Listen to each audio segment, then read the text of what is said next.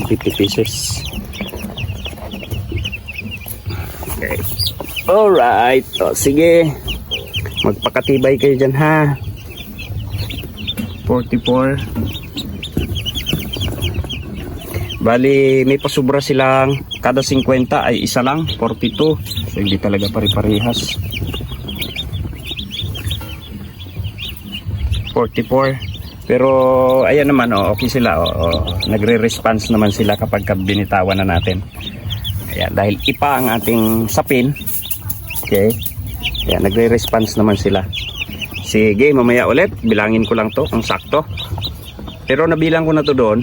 Bilangin ko lang ulit. Ito na, nabitawan natin. So meron talagang mga baka galing sa ano pa, stress pa sila.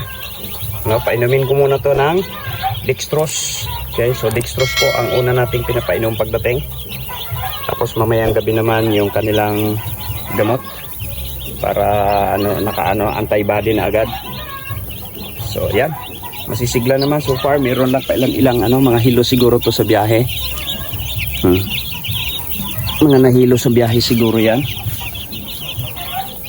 Okay, 150 pieces po. Yan, ay-sit up na natin lahat. Natabunan ko na rin dahil medyo malakas ang hangin. So dinagdagan ko ng ekstrang takip dito sa taas, sa bandang taas, paikot. Ayan, ito yung brooding room nila. Ayan. So nakakain na rin, pinakain ko na din sila at may tubig na. Yun, first day nila, ang pagkain nila may atubi na po agad dyan, atubi technology. At sa tubig, so wala muna akong nilagay na atubi dyan. Ang nilagay ko ngayon ay dextrose powder, para po sila, hindi ma-dehydrates at saka anti-stress na rin. Tapos mamayang gabi,